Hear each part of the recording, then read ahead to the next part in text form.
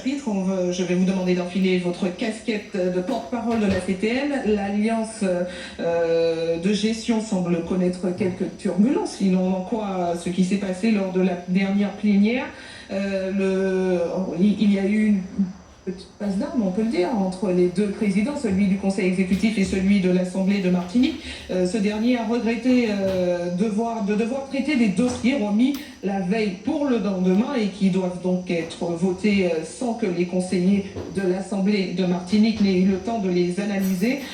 Cette remarque, ce n'est pas la première fois. Quand on assiste aux plénières, on entend souvent les conseillers de l'Assemblée se plaindre de cette situation. Alors, la question, que se passe-t-il au sein de la collectivité de Martinique? Est-ce que cette alliance de gestion, ça va vraiment mal? Est-ce que c'est la fin? Alors, je rappelle, c'est une alliance de gestion, c'est pas une fusion de partis, et il était bien prévu, c'est une alliance de gestion, que chacun des groupes constituant cette alliance, le Grand Assemblée pour ne pas payer la chambre, gardait sa totalité.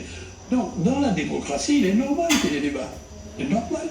C'est l'absence de débat qui serait anormal. Oui, mais ce sont des débats qui reviennent régulièrement et des accusations qui reviennent régulièrement. Donc on imagine que les conditions de travail ne sont pas au beau fixe. J'essaie d'aller jusqu'au bout de la réponse.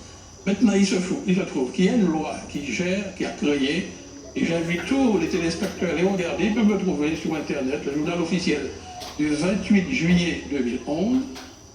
Cette loi est du 27 juillet 2011. Et quand vous regardez là-dedans, il est expliqué très clairement, c'est dans une loi, très clairement comment l'ordre du jour d'une plénière est organisé. C'est organisé conjointement entre le président de l'Assemblée et le président du Conseil exécutif.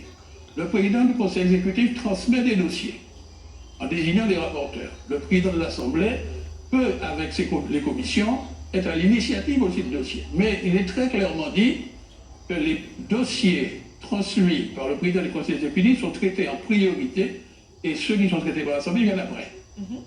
C'est exactement l'inverse qui s'est fait, mais c'est le président Marie-Jeanne a fait l'observation dans son discours introductif, parce qu'il fait toujours un discours au début de chaque plénière, il a fait remarquer que l'ordre de lancement des questions n'était pas conforme au texte de loi. Donc nous ne pouvons pas, une démocratie, admettre que qui que ce soit viole la loi. Bien. Vous avez vu quelles conséquences ça a eu?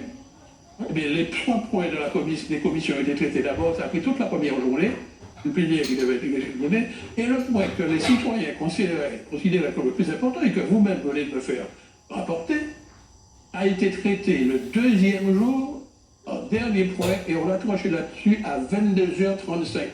Or, tout le monde considérait que c'était le point le plus important. Il y avait un 2e point que je rapportais, c'était comment nous achetons des masques pour donner aux masques à nos agents des communes, à toutes les personnes sensibles, etc.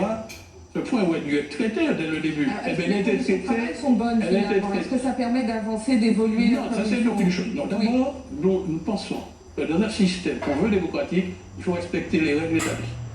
Et dans une loi, il faut les respecter. Si on ne les respecte pas, on ne joue plus le jeu de la démocratie. Maintenant, dans toutes ces discussions, et puis c'est très compliqué, des réunions en vidéoconférence, il peut y avoir les malentendus. Non, mais ce n'est pas la visioconférence, ça fait un moment que c'est son secteur par la présidente le dise. Ça fait un moment qu'il le dit que... Oui, mais ça c'est son affaire. Vous allez lui poser la question, pourquoi il passe son temps à pleurer? Mais en tout cas, vous reconnaissez pas ça. Pourquoi il passe le temps à se plaindre? Moi, nous avons dans le groupe, l'organisation patriotique qui a un mot d'ordre très intéressant que j'aime bien, assez plairé en unité. Ce que je retiens dans toute la mandature, c'est ce que l'histoire va retenir. Tout le reste, c'est de l'écume de l'eau de savon, et que la plupart de nos dossiers sont votés souvent à l'unanimité. C'est ça qu'on remarque. Et une fois que c'est voté, le Conseil exécutif les met en œuvre. Comme nous avons mis en œuvre les travaux avisés. Alors, dernière question, rapidement, parce que le temps est écoulé. Cette alliance de gestion, est-ce que vous vous projetez déjà pour les prochaines échéances, maintenant que vous savez que c'est un peu bancal, est-ce qu'on peut dire ça comme ça? Vous connaissez l'alliance de gestion. L'alliance de gestion est passée pour une mandature. Oui. Voilà.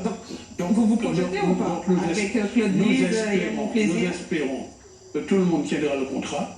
La tête de liste est jusqu'au bout. Voilà. Maintenant, les alliances pour les élections nouvelles seront construites, bâties, discutées avec ceux qui voudront bien faire alliance avec nous. Mais notre tête de liste, en tout cas ma tête de liste, c'est Alfred Marie-Jeanne, qui a déjà annoncé qu'il est candidat à sa propre succession. Très bien, merci à vous d'avoir répondu à toutes nos questions.